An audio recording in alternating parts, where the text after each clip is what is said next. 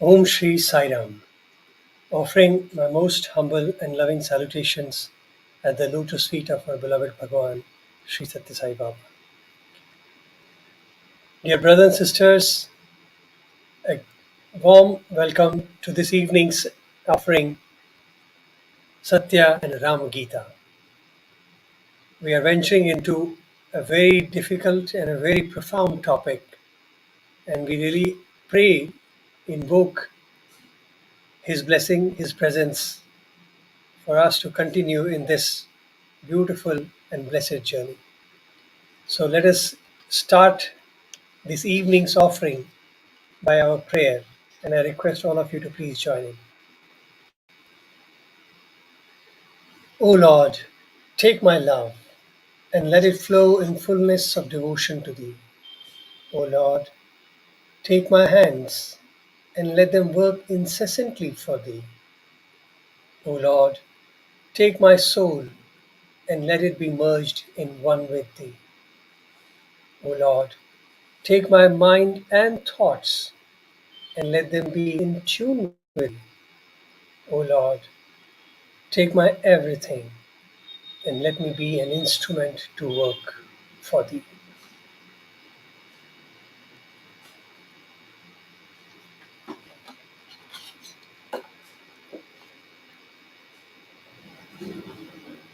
Om Shri Sai Ram. Dear brothers and sisters, as you know, we have been going through this beautiful avataric journey of trying to relive, visualize, and study the doings of Avatar from our perspective and keeping as the basis Ram Katha Raswaini written by Bhagwan Sri Sathya Sai Baba. As Bhagwan says, only an avatar can truly explain another avatar. Obviously, none of us have the capability, ability, or the knowledge even to attempt to describe and define God.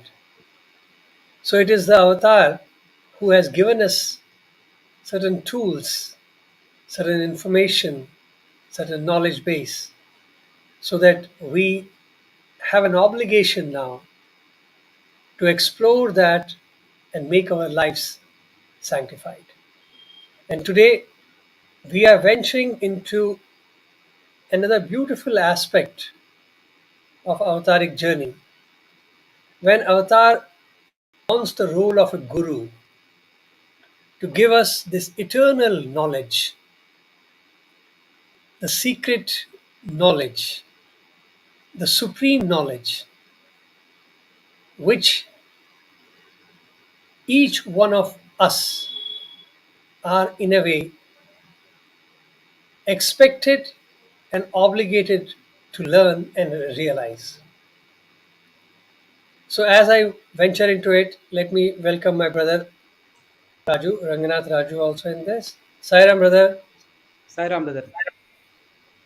So, Raju, we are venturing today into this realm of Gita, the most profound knowledge or the most sacred knowledge ever. So, let us first of all, Raju, why don't we start off by understanding what does the word Gita mean? Because now we see that many people may know that Bhagavad Gita is very popular, but once you start exploring, you realize that there are at least 15 to 20 Gitas which have been given to us from time to time. So, what is this Gita? Let us explore that first. So, why don't we start there? Yes, brother. In fact, uh, uh, one of the counts across Upanishads and Itihasas puts the count of Gita as 63.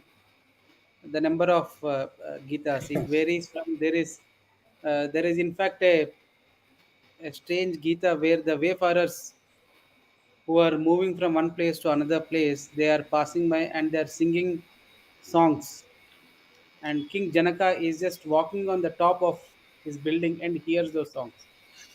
And and thus he is sown with those thoughts of Atma Jnana. The thoughts begin to slowly sprout. So, and that is called Janaka Gita. And there is one more instance where a bird which is perching on the tree, it tells another sadhu or a rishi about the ways and means of achieving the self, and that is one more Gita. And we all of us know how Ashtavakra was uh, was giving Gita to Janaka himself, or rather, how uh, this kid Nachketa was also given uh, Gita. In fact, questions and answers by Yama himself. Each one is essentially called Gita for a particular reason. It is it is for a reason that Gita is Gita. So Swami says Gita alone is capable of changing your Gita. What does it mean? Swami in one discourse he says the destiny, that Gita that is written on your forehead, this Gita alone is capable of changing it. It alone is capable of changing karma. And Swami goes on to explain what essentially is that Gita that he is referring to. That is the nature of the self. Only the knowledge of the self can give you that power to overcome your destiny. And so essentially Swami says that anything that is referred to the knowledge of the self is termed as Gita. And that's how when our Sanatana Dharma over age and immemorial, it has been calling any conversation regarding the self and the realization of the self as Gita. So that's how the 63 Gitas have come up over time. Beautiful. So it's very safe to say that time, Yes, brother. an avatar, or a godly people who have who are one with that atmic concept have explained this knowledge, have shared this secret knowledge of Atma or Atma Gyan, can be interpreted by or labeled as a Gita. So whether it is an Ashtavakra Gita, Uddhava Gita, Janak Gita, Vashisht Gita, all that is various versions of the same Atmic concept. So fair enough to say that. Yeah. Yes, brother, exactly. So right from Interestingly, Raju, if you notice that in Rama's time itself, there are almost four Gitas. yes. Yes, brother. The four, let's say the four popularly known Gitas. I think it will be Yeah, around eight total Gitas, which are not well known, and they are between supposedly smaller characters. So the the major characters of Ramayana speak of four major Gitas, and I think between Rama and as we were discussing the other day, between Rama and other characters of Ramayana itself, there are various Gitas. Gitas. So actually, I would say that let me show you the next thing. I think the delivery of Gita is also based on the student whom this Gita is being delivered. Yes, And when brother. I Yeah. say student, it is that person who is worthy of recipient of that knowledge. So, like for Krishna's time, Arjuna was the recipient.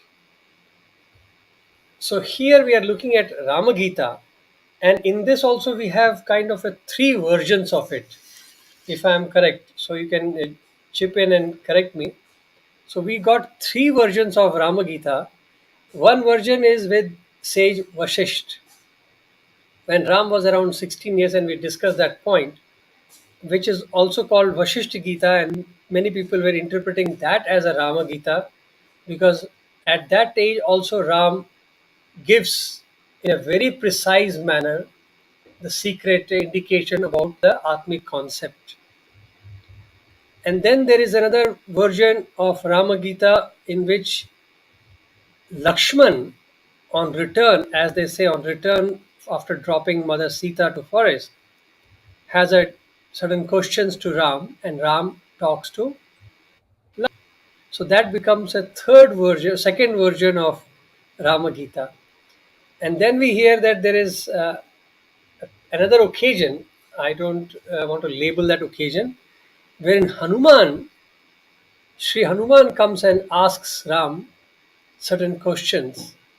And to explain Hanuman, then Ram goes on to deliver and very expensive. He gives actually Upadesh to Hanuman and then comes and dwells into the Atmic concept.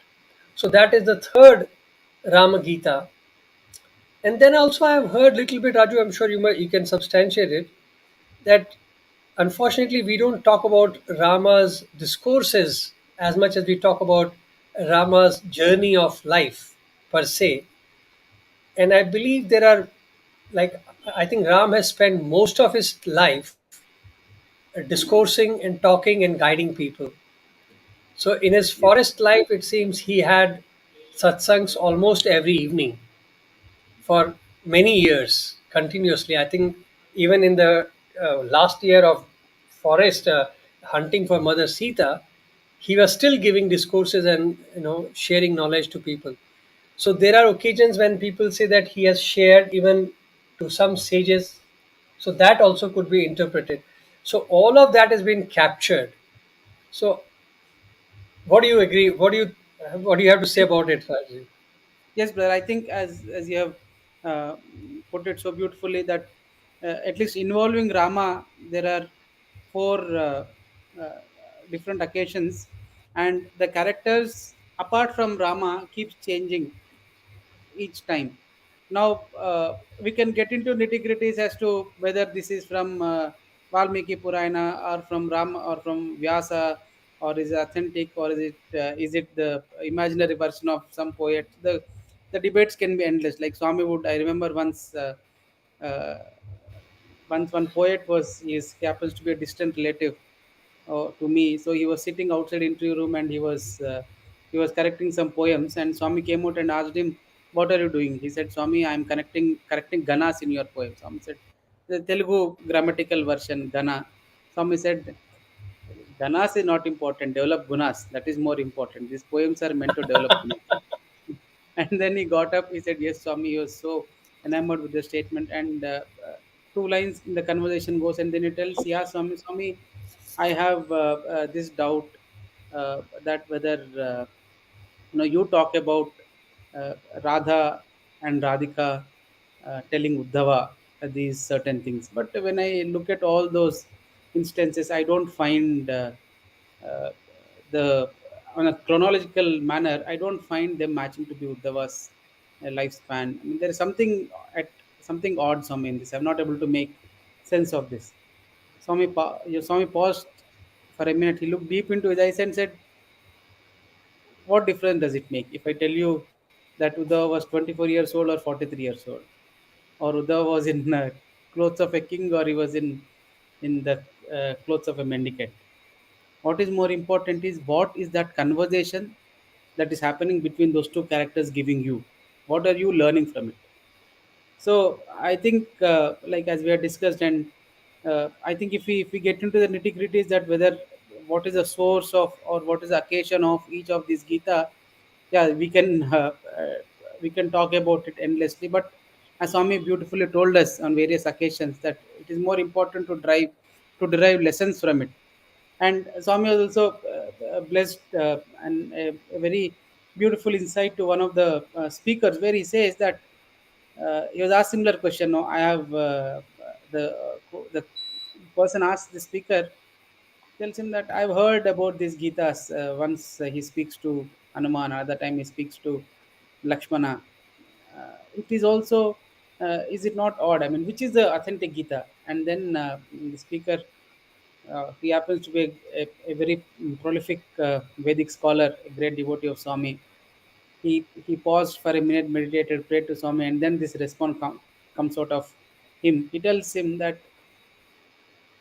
it is that spirit, that supreme spirit, that actually inspired various people. At one point up to it, as Valmiki was inspired to to give an account of all the things that have happened, and another point of it was Vyasa through Adhyatma Ramayana, who was inspired to write the things that he had seen Rama doing. Now it is the same supreme spirit that actually inspired these great sages. And then there is a purpose when when Rama is talking to Hanuman, what figuratively it is being described is he is Hanuman is being pitched as Manas, basically monkey and Vanara. And what is the prime characteristic of a monkey, and what is it monkey? What is monkey closely used to relate to it? Because it jumps from one place to another. It is closely related to mind. So Rama here is talking about uh, to a sadhaka who is actually sitting and trying to kind of streamline his mind, trying to kind of uh, nurture his mind, refine the thoughts. Now, on the other occasion, it is Lakshmana to whom Rama is speaking. And who is Lakshmana? Lakshmana is the one who implicitly followed Rama, come what may. At one point of time, when Rama, as Swami says, when Rama asks him to set up that hermitage, he cries, says, do I have anything of my own to say that I decide? Rama, please do not punish me like this. He says, it is nothing but intellect. Here, in this instance, Rama is talking to a sadhaka who has actually now settled with his mind. Now, who he is talking to the sadhaka who is sharpening his intellect. It's like the pencil being sharpened. He's sharpening that intellect of that sadhaka through these conversations. And hence, the conversations in one instance are very different to the conversations in the other instance. But however, if you look from this perspective, it beautifully fits. It's actually a process. In the instance between Hanuman and Rama, Rama begins saying, talking about various Vedas. Yes, brother. No, I like it actually. It's a very beautiful way of looking at it because you know the same guru can explain same thing in different ways depending on who is asking and what is his level of approach. So if, as he has beautifully put it, when Hanuman representing a dasoham caliber, a kind of a servant of God who is obedient to God in that manner. So there is an element of mind which follows the master. So when he explains to him, there is a different approach. He tells him a little bit of background, he tells him a little bit about the history of knowledge, and then he takes him slowly to the knowledge. But when beautifully you said that when it is Lakshman, for example, he is not he is a servant, of course, but he is more attuned to it. His approach is intellectual. So when he talks to Lakshman, Ram actually starts at a very different level altogether. So for our discussion purposes, we are taking Lakshman's dialogue with Ram as the basis, and then we'll use others like Hanuman discussion as an add-on to substantiate what Ram is conveying to us. Because Yes, brother. ultimately it is a beauty. Like similarly, when I look at Raju or Bhagwan Baba, he wrote Bhagavad Vahini, he wrote Gita Vahini. He has spoken about Atma Tattva, I think, from day one till the end. And he has been reminding us about the Atma, like in and out, in playful way. While talking about Idli and Sambar, he has reminded us about Atma. While doing gymnastics, he has talked about Atma. While doing dramas, he has talked about Atma. So if I look at that way, then I see that my Satyasai Bhagwan has spoken Gita million times in his lifetime. Okay, in Yes, different occasions to different people. Am yes, I brother. right? Yes, in So fact, for sorry, go on. no, no, carry on. Because I was thinking, like, for our discussion, we are taking the basis of Satya Sai Gita as the one he delivered as Gita for 32 days to his students and to Yes, his devotees. So that will be our main basis, and we'll add on to whatever little bit we have learned from him from other areas also. So the beauty is that Gita is given by both masters, but given, look at Raju, another interesting and humorous way I'm thinking about, like to discuss with Lakshman, Ram spoke 62 verses, which is like a one chapter of okay, Bhagavad Gita is in 18 chapters, so one chapter is like, I don't know, Bhagavad Gita is 700 verses. But it is, of course, we know that it is written by Vyas, and Bhagwan has explained that the dialogue between Krishna and Arjun happened for 20 minutes in a language called Pishachini. So Arjun understood everything in 20 minutes time. So imagine 62 verses and 20 minutes of dialogue between Krishna and Arjuna. So both looks almost similar time zone. Okay, because Arjun was also a calibered disciple, also was a calibered disciple. So delivery was very quick. But here comes Kalyug and Satyasai. I feel sorry for my Lord that the same knowledge he had to deliver for 32 days to each one of us. And don't you find it is funny? Like, I feel sometimes amusing also, like how much of pain we have given to Satyasai for him to teach us. And it took 32 days. Every day he would give a discourse to explain a concept slowly, slowly, and lead us towards that journey. Yes, brother. What do you think? Absolutely. In fact, as you said, depending on the student, the master kind of varied the essence and also the language that is used. Like I remember once a great spiritual uh, giant. He had come to Parthi, and so he was approaching Swami, and then Swami looked at him. We were in 11th. Swami looked at him, and Swami said, "Did you have breakfast?" He said, "Yes, Swami." And then he said, "Vishwarup." So that's all. That was only and that person started crying, and Swami also blessed him. He said Vishwarup.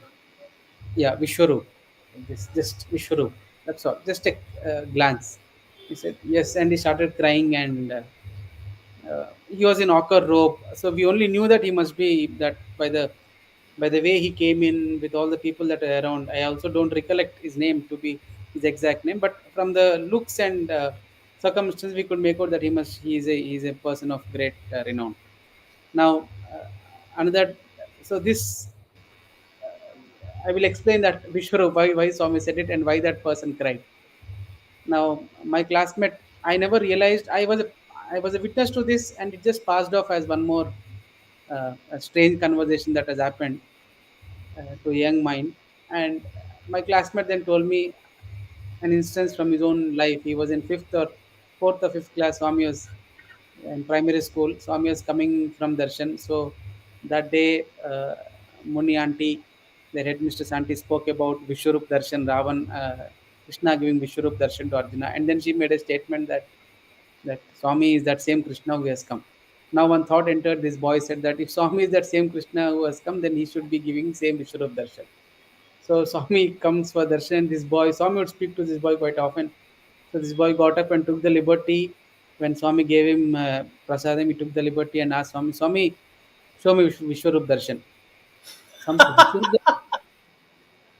He said, yes, Swami, show me Vishwarup darshan. Swami looked at him, he appeared to be relentless, like he was very innocent, and it is the Lord, compassionate Lord. Swami said, for having darshan of Vishwarup, you should have big eyes.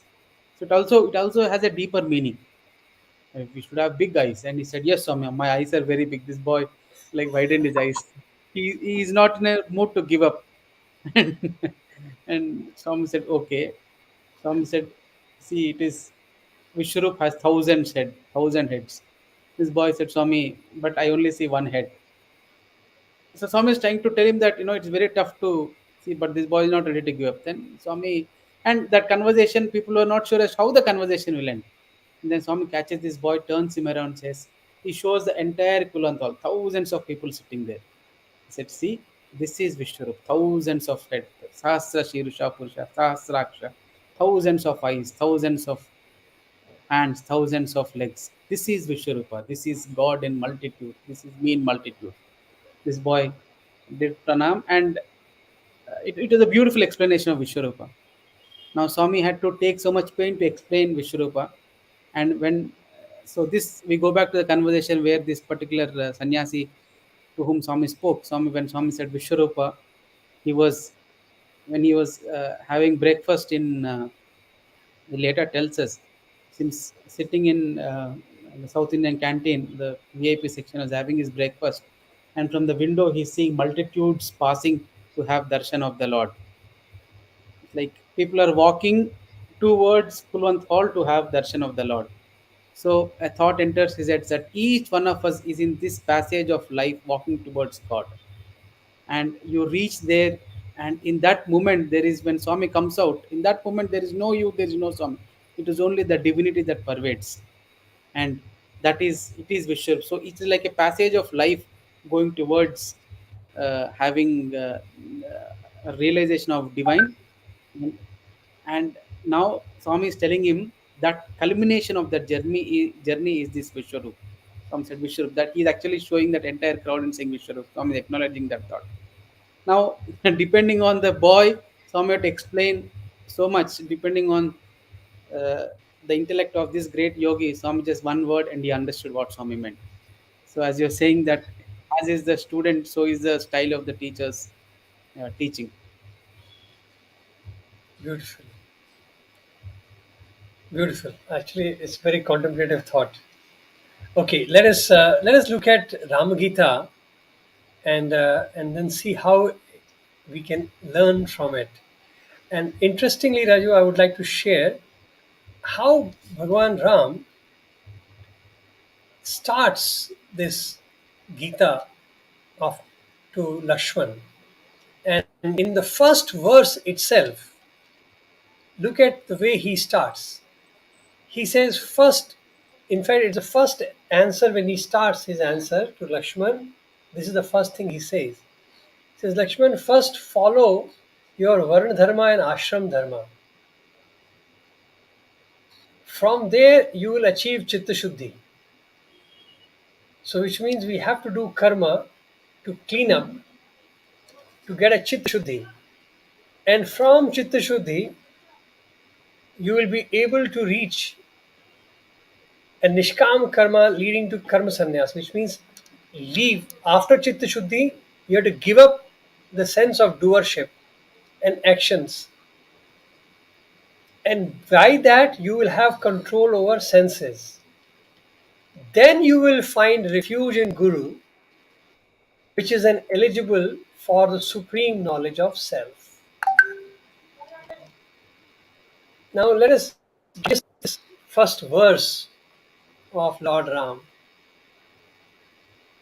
So imagine, we think that doing bhajan, doing seva, studying, all of this is spiritual activities. Now, when I read this verse, we come to a realization that all like a preparation to start the journey. It is not yet starting. It is like a runner who has to do practice for years before he can be allowed to stand in the startup, at a starting line to start the running. So before you start running, you have to do gym, you have to eat properly, exercise daily, maintain a routine, and all that. So for spirituality to start, what Ram is saying, first follow your Varna and Ashram Dharma. Raju, I would like you to explain this Varna Dharma and Ashram Dharma, which would lead to Chitta Shuddhi. Yes, It is brother. a mind-boggling concept, right? Yes, in fact, as Swami said, uh, when you are a student, be a better student. When you're a householder, be a better householder. When a vanaprastha, be the best vanaprastha that you can be. So essentially, as we had discussed in our first or second session, in Ramayana, when they talk about Varna Dharma, they are not talking about the caste, they're not talking about the caste that is determined by birth, but it's actually by ashram, by occupation. By the sort of occupation that you're doing, your Varna is determined. If you are a potter, be the best potter that you can be.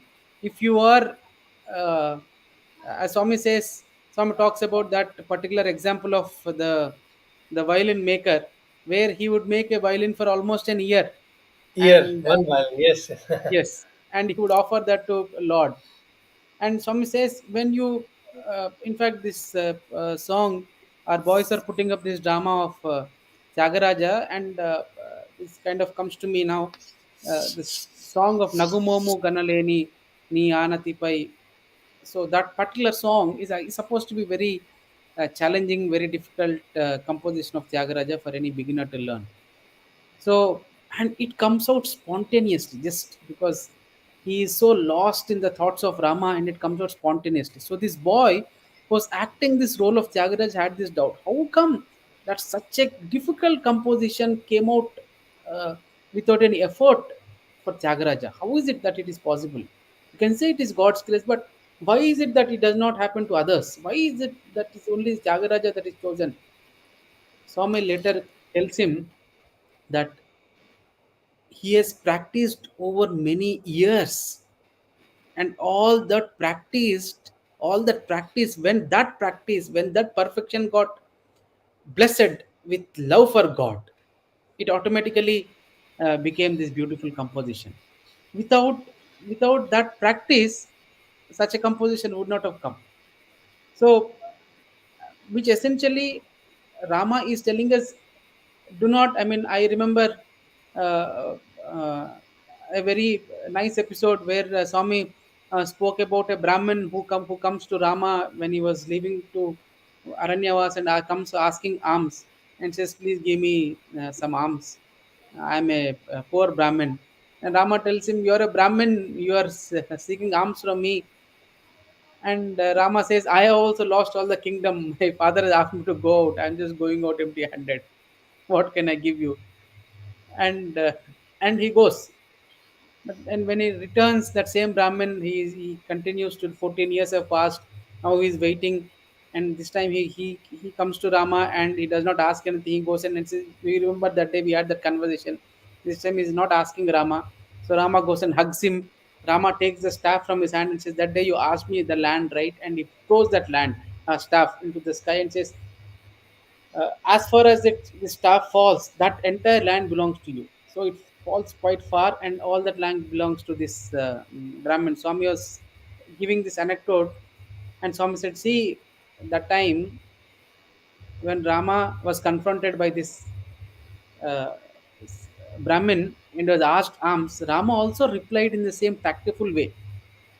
This person, he is not a adept Brahmin, he is not good at what he does, he is now seeking help from others to live off others efforts.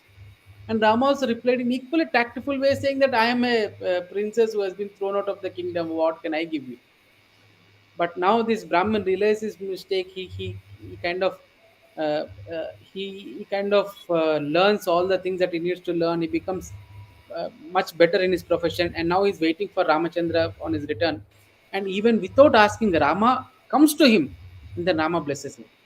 And brother, I think I actually found this uh, very strange, that if you look at all the people who have come to Swami and who have been given due attention by Swami, or all those people who are perfect, have reached that levels of perfection in their professional lives. No, we don't. And Swami has never encouraged mediocrity in our daily living. Like you look at singers like Subbalakshmi, scientists like Abdul Kalam, doctors like Bhatt, or engineers like Hanumantappa, and we have the illustrious people from army who are the best of the best. When they come, automatically Swami recognizes them, Swami blesses them. It is because they have perfected that Varna. And Rama is essentially saying that, no, don't try to run away from this world. Don't take spirituality because of your inability. You prove yourself in whatever you're doing, and then you kind of gain that eligibility. Is it Very not, nice. brother? What do Yeah, you think? beautiful. And the another interesting part I find is that following the varna or ashram the vyavastha, the checklist that we are following or not is chitta shuddhi. So if you are good at it, if you are doing your job properly, it should lead into a cleansing of vasanas and a purified mind. If the Absolutely. purification of mind and the cleansing of vasana is not happening, it could be considered an indicator that we are not following our varna and ashram vyavastha as we are supposed to. Absolutely, brother. And Yes. that is the beautiful link that I find here. So Varna Ashrama, he says, go and do your Varna and Dharma Ashrama, and then attain purity of mind, Chitta Shuddhi, and then leave the work, leave action. This leave action is a very tricky part. I'm sure people can very conveniently say that Ram is promoting laziness, or he's saying don't act. But actually, if you look at from Bhagavad Gita's perspective, from there, karma sannyas is the highest stage in action. So it starts with like Bhagwan says, offer everything to the God, use your intellect, and do as per the code dictated by the Vedic rites, and offer it to God. So your doership is gone, which should lead to Nishkam karma. And Nishkam karma is basically where the attachment, as a doership attachment, is missing, and the attachment to the fruit of action is missing. And that would ultimately lead you to a stage wherein the concept of work itself changes. Then you are not working, work is happening. As somebody beautifully explained, like, you don't beat your heart beats by itself. You don't grow every day, you grow normally. So you don't pull your hair out, hair comes out. So it is like a normal, the life moves in a very normal pace. And as Gita has explained, it's a game of three. It's a three gunas dancing and doing things. So unnecessary in the middle, our ego with the body consciousness starts getting this doership craziness, that, and we try to own the act which is already happening. It is like pushing the train when it is already running. When the train starts moving, the kids push the train, right? The game, everybody has done it as if I am pushing the train, but train is moving on its own. So it is basically that same concept where Ram is now taking us from Chitta Shuddhi to Karma Sannyas. He says, give up the action. So it is not give up the action, but the doership of the action and the attachment to the fruit of action. Raju. Yes, brother. In fact, yeah, when you tell me that the action is anyway going to happen, it kind of reminds me of a very funny episode that I was a part of, where it can be seen in different ways, but now in this context, I'm beginning to see it in a very different light. Swami was once coming for darshan, and a small twig had fallen exactly on that red carpet, and on the either side of the carpet were we sitting Student. the students, and we were wondering as to who should pick up the twig. It should. So I was telling the brother on the other side to take up the twig, and he was telling me to take up the twig, and I was very scared because this teacher was sitting next to me. The teacher was telling, don't bend, do not be conspicuous when you pull out the twig. So three of us were discussing as to who should be taking out the twig. So both of us, the students, were telling the teacher to take out the twig, and teacher is telling that we should be very careful when Swami is approaching. So he's trying to be quite cautious while stretching, trying to stretch or not stretch, bend or not bend. All this conversation, this hesitation was happening, and the Swami by then had already almost approached. And out of the blue comes a small sparrow. It just picks up the twig and flies away. So now, when you tell me that, when you so beautifully said that action is going to happen, yes, that twig is going to be taken away. Now we had the problem of doing doership, that I be doing, or should he be doing, or should teacher be doing. It would happen in any way. Then Swami said, if I want, even the sparrows can come and take away the twig. You have lost that opportunity that was given to you. So I think action is that sort of opportunity, and the doership comes in between. And uh, uh, like I'm sure you recollect that instance of where you were witness to, when one of the brothers were about bhajans. If you can share, he was supposed to be singing it, Yeah, and actually, our senior brothers were composing. I remember there were one or two episodes happened like that. That Bhagwan wanted them to have a new tune and a new song for a program. And the two of our brothers were struggling for 3 days. They used to go late nights and early mornings, and trying to compose a song, and it was very difficult. Not nothing was coming out. So it took them 3 days, and after third day they just got a tune, and they were very happy that on nick of time they got it. So they came excitedly with the piano with the keyboard, ran to Mandir, and Bhagwan called them, went asked them to go inside the interview room. So they went in and they were ready to Swami to come inside so they can tell him that Swami, we have composed the song as you wanted, a new song has come out. And the beauty thing happened that when they were inside the room and Swami entered, Bhagwan entered humming the same tune which they had composed. So imagine, like, you spent 3 days struggling to compose a song, and then when you get it, and here comes the Lord humming it, and then says, who composed it? So it is like he only giving you the song. It's such a cute experience. One of the brothers, Brother Sonam had a similar experience. Another, an old man gave him a song to compose. He had written a bhajan, and he wanted somebody to sing it in front of Bhagwan. And he kept chasing brother that, please, son, you are a musician and you do that. Please compose this. And out of engagement, and he didn't find time to spend on it, so it got delayed. After a few weeks, it seems one day they were all sitting in Vrindavan, Trey Vrindavan, and Bhagwan looked at this old man who was also sitting there, and he said, you sing a bhajan. So the old man, very excited, and he said, Swami, I can't sing. And he pointed to one more person there who was there, and he said, Swami, I have one bhajan composed. He will sing that bhajan. And Bhagwan said, what para? Sing. And this man started singing the song.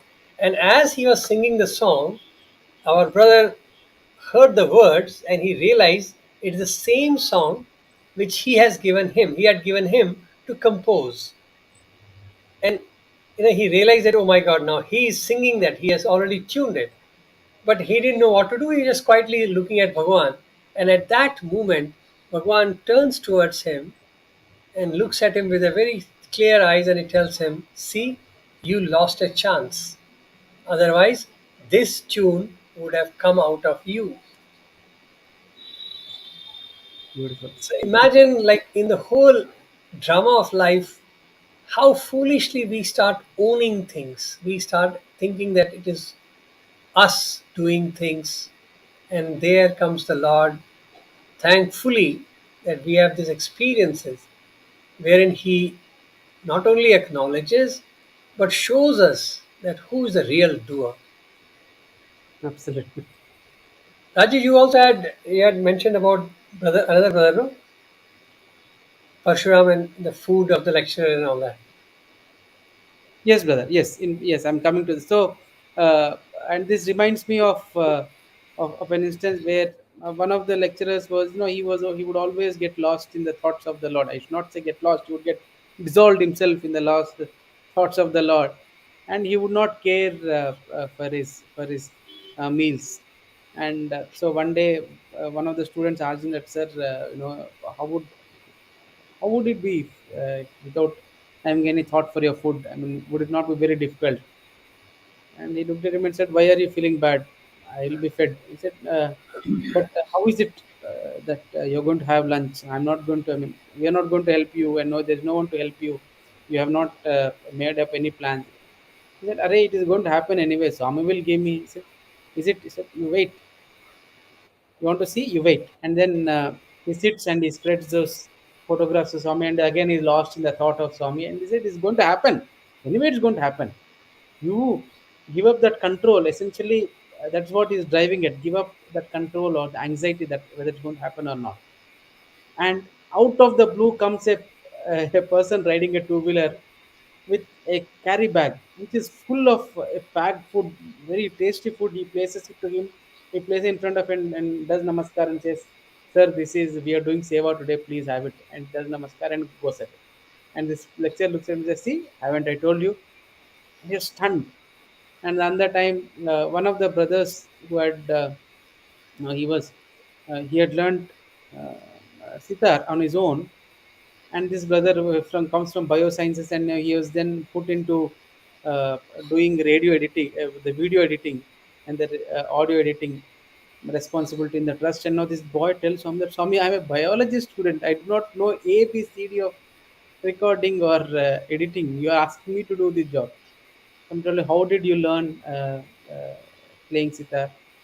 For me, it is by your grace and slowly, steadily. Some said, this also will happen the same way. This also will happen. Do not have that anxiety that it will not happen. Just like the way it happened, this also will happen to you and through you.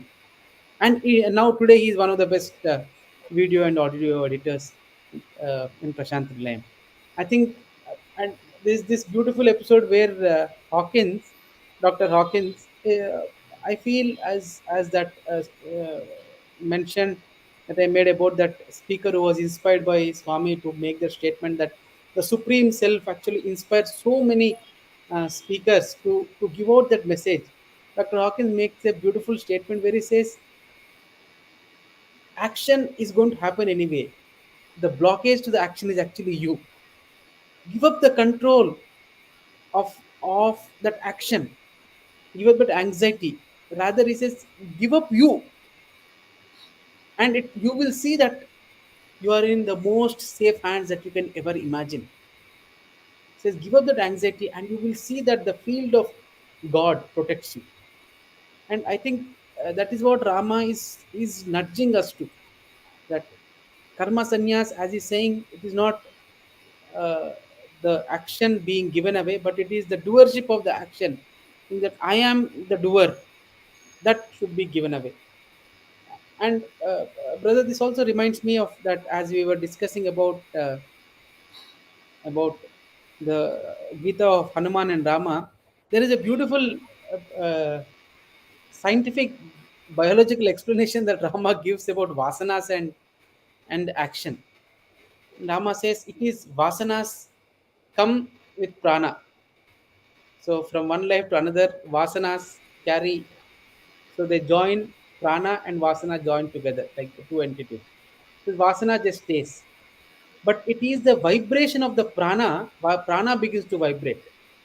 It is prana is nothing but, as Swami explains, the if you very closely read what Swami said, it is basically the breath.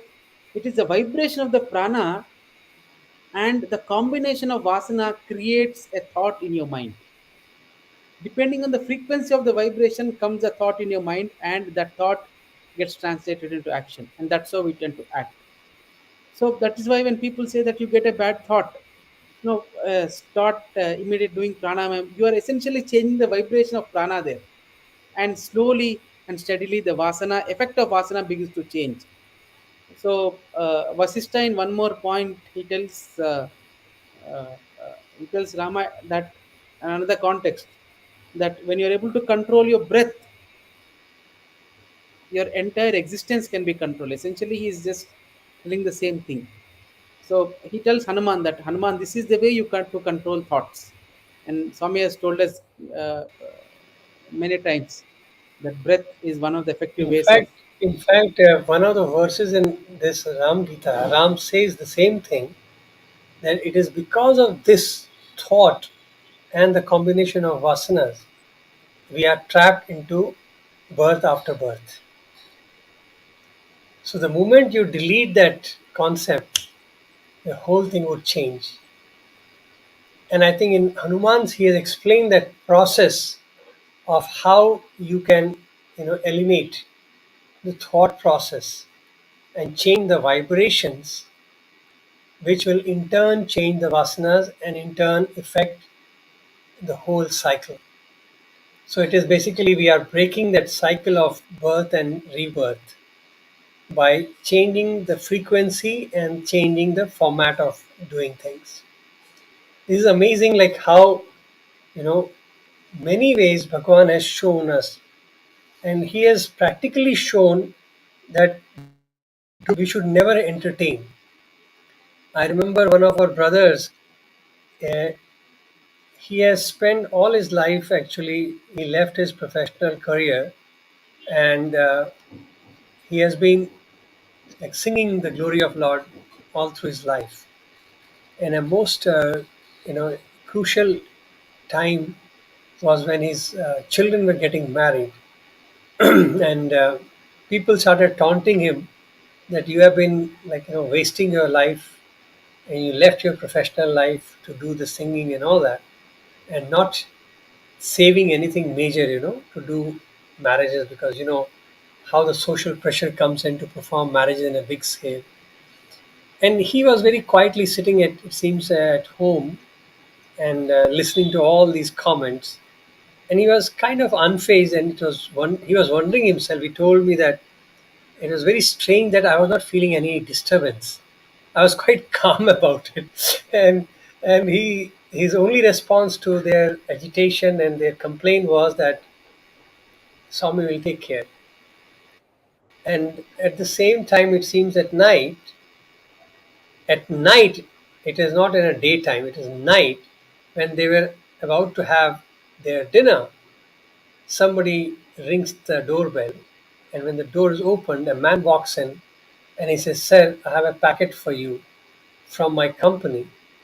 There was some kind of a due left for you, and now they have made the accounts reconciliation, and this is the final check for you." And he walks out. And when he opens that envelope, he has the amount which was sufficient enough for him to perform his duties and take care of.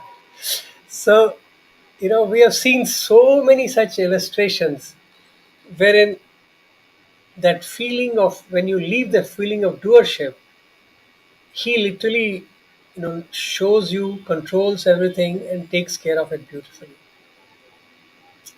Absolutely. I'm just reminded of this conversation between Hanuman and Rama, where the now the Vanaras are assembling outside for the meeting for which Sugriva had called. So Rama would be announcing the task for which they are called, and Sugriva has called all the generals from all the sides of his kingdom, and they are all assembling outside. And inside, the leaders of this group, that is Sugriva and Jambavan, along with their minister, that Hanuman, are sitting, and Hanuman is essentially serving Rama, and Lakshmana also happens to be there. Now, very casually, Swami beautifully expressed in the discourse, very casually it seems Rama asks Hanuman, like the way Swami would ask any of us doing those duties. So, Rama asks Hanuman, will you find Sita? And Hanuman says, yes, Rama, I will. Yes, Swami, I will find Sita. Now, this kind of surprises, in fact, Swami says it stuns Sugriva. So, Sugriva is, because it is Sugriva's honor that is being committed there. So, Sugriva, perhaps Hanuman says, "No, don't get excited. Have you seen Sita?" He says, no, I don't know. I have not seen Sita. Do you know at her complexion, the way she looks, or her height, average height, weight? He says, I don't know anything about her. And do you know who has taken her? I don't know who has taken her. Do you know where she is taken? I don't know where she is taken. And how come you're so confident that you would find Sita? And Rama smiles. Hanuman looks at everybody and says, Arey, don't you see? There is nothing called coincidence with Ramachandra. If he asks something, it means he is blessing you with the answer for it also. Why are you so anxious that all these things are unknown to us? If Rama asks me whether I'll find Sita, it is obvious that I will find Sita. He will tell me the answer. He will tell me how to do the things. That is when Rama gives the ring to him and says, please find Sita. And the fact that he gave it is a, and as a similar incident, brother, had happened to one of our senior brothers. He was uh, Swami gives him vibhuti packet and tells him, give her. This boy says, yes, Swami, I will give her. And he comes out of interview room and he's walking out. Warden taps him and says, what did Swami tell you? The Swami said, Swami gave me this vibhuti and told me, give her. So one asked, whom? Don't know, sir. Where does she say? I don't know, sir. When to give? I don't know, sir. Where are you walking? I don't know, sir. Swami asked me to give. I'm going. And warden is standing and says, do you have some sense? What are you doing? And this boy, out of that sheer face, says, sir, why should we be anxious? When Swami says, giver, he will tell me what to do, he will tell me where to go, he will tell me when to give. My job is to be ready. Tell me. and I'm walking. Just And be available.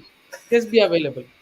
And as expected, as this brother said, comes a message from Swami directly instructing as to where this boy should go, which place in Bombay, who to whom it should be given, and when he should come back, how he should come back. The entire plan, the itinerary of the travel is given to the boy in detail, and the boy shows to what and says, "Yes, it is has come." So I think that doership Swami has very beautifully taken out, and he taught all of us how to take that I approach. feel by being with Avatar, that element is bestowed on people. People do not have to do an effort for this.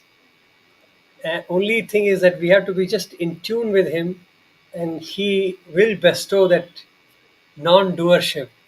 That nishkama karma is basically an expression of just being with him. That's it. It all automatically happens. Okay, Raju. Now let us see how Bhagwan Baba has started Bhagavad Gita. Now we just had a glimpse to know how Ram started the Gita's lesson, the Atmic knowledge, premise of it. Look at how Bhagwan Baba, which we have explained that he gave us 32 days discourse, and we were the audience for Bhagwan. So our poor Lord had to spend, and let us see how he starts the same knowledge. So he says the first thing he says love. He says develop and live in love. Sounds very simple, sounds very very doable kind of. And then he says pursue true love. So have love in your mind and pursue the true knowledge. And then he explains about the true knowledge is the knowledge of Atman. So that is where the mind, that is where the main focus should be. So he says love and pursue true knowledge. And then he says for true knowledge, purity is the basis. So basically, if you want pure knowledge, purity is the basis. And you have to get a pure knowledge, that is your goal. And for that, live in love, just love. So, Raju, how do you see that both in comparison? Yes, I think uh, Swami is very he is very compassionate Lord and a great teacher. Like Swami now is also explaining, like Rama starts off with that Varnashrama Dharma being the prerequisite, excellence in Varnashrama Dharma being the prerequisite. But here, Lord comes down to your day to day activities and says, no, ultimate is yes, it is self knowledge, but don't worry. I will tell you how to achieve it also. Rama does not bother about telling Lakshmana because it is unfortunately it is Lakshmana who is sitting there, the pinnacle of surrender, the pinnacle of intellect, and that Lakshmana who has slayed people like Indrajit and all. So to him, I think he is clever enough. Rama knows that Lakshmana is clever enough. He doesn't need explanation. But to the students like the dumb bits like at least me, yes, Swami has to come down to that level. I remember, one of the brothers had this audacity when Swami wrote that prayer which you recite in the beginning that oh Lord take my hands. So he had the audacity to tell Swami that Swami, I think the order is not right. You see, and Swami said, "You are telling me, then He says, "Yes, Swami. I think the soul should come last, and this instrument should come up."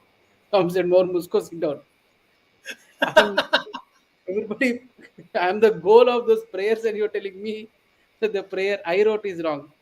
So I think, like another brother, I remember once had asked Swami. It He was sitting right in front of me. He said, "Swami, what is Swami has explained about constant integrated awareness?" And then Swami, he looked at Swami very seriously and said, "Swami, please give me constant integrated awareness." And this boy, he was very serious when he asked Swami. Swami looked at him and said, "See, you are like that small ant which is crawling, and you want to carry an elephant." He said, "Ant will get crushed. Chitipodi, like it will get literally crushed." And everybody, the way Swami said it, everybody laughed. And this boy, he also laughed. He said, Swami, but am I not? Swami said, no, no. That the preparation has to happen so that you should become eligible. So here the Lord is very compassionate that He's saying, start with love. Do not worry about anything. And to so brother, it just reminds me of in fact the conversation that we were having other day. Uh, Swami tells in a Kodaikanal discourse, and which he had told one of the professor also. How do you define love? Swami says that which is changeless, which is selfless, and which is fearless. So if you say that you love someone, immediately you should put these three checks. Is it changeless? Will you love this person without any change during all times of existence? Is it fearless? Do you fear of this relationship being going awry or going wrong or going out of control? Is there any fear of that, or is it driven by extreme selfishness or selflessness? What is actually driving this? If it is bereft of these three, which is basically if it is changeless, if it is fearless, if it is selfless, then yes, that can be called as love. Swami is saying that love is the basis. Now, when that love and and another, I remember in one of the discourses where Swami says God plus desire is man, and this desire has three characteristics. It can be animalistic, it can be human, it can be divine. The one that the way to convert animalistic to human is service, and the way to convert humanistic to divine is love. That's why it is love all and serve all.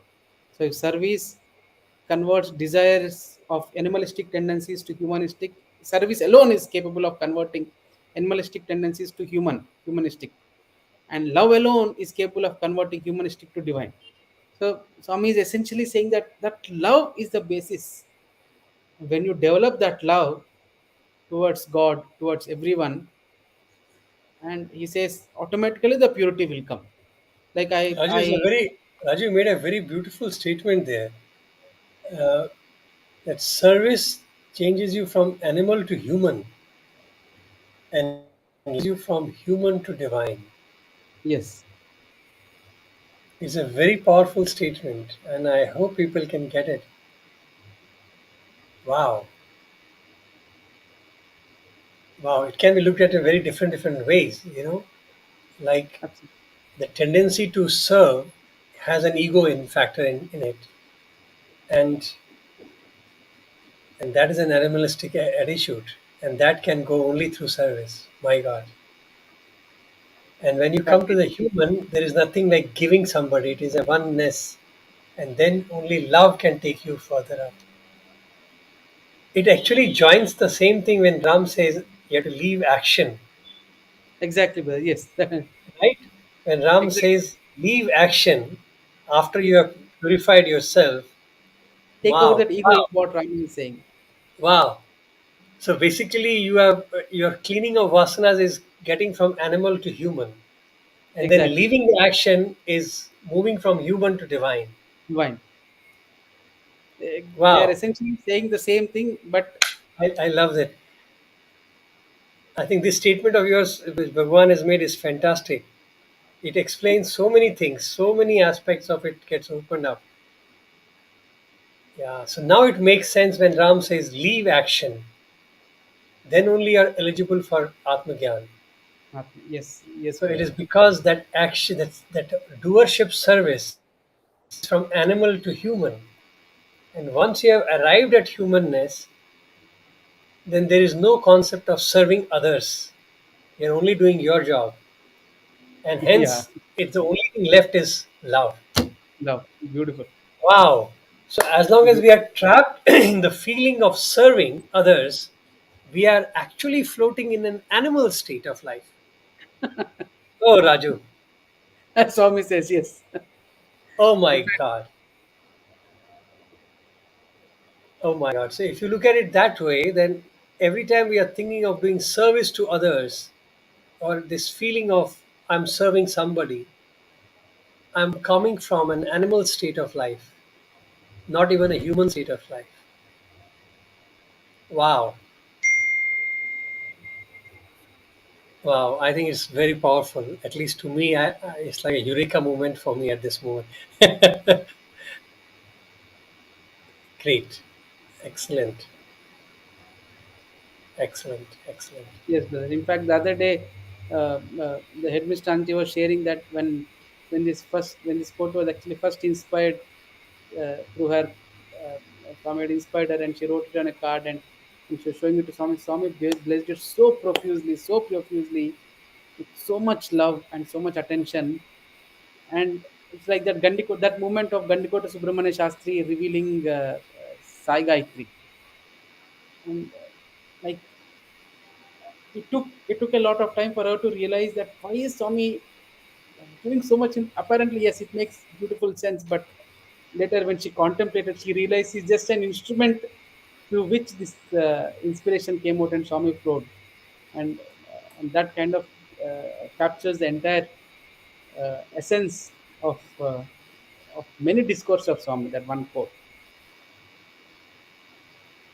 And I would seriously make a note of this. This is a fantastic statement and explains so much. So imagine one line of Ram in the first verse itself. Leave your action, and then, with the control of senses, take refuge in Guru. So now leave the action, eh, then you are at the stage of sense control. So sense control becomes part of checklist that you have Mhm. literally left action. Then only you have control. Oh my God, these are all like a coded formulas, man, opening up in front of.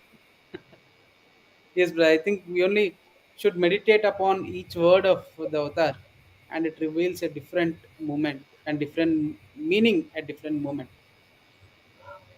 Love it. Let us look at what Swami has explained about the practical part of it.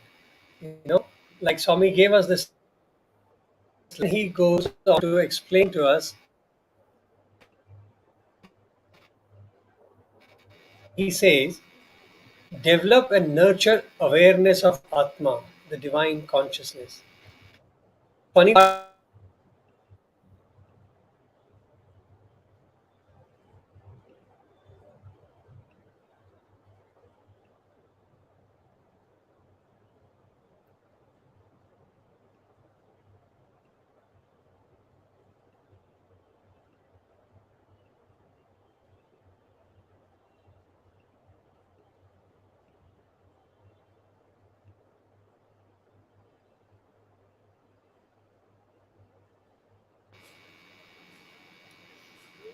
sorry, can you hear me, Raju?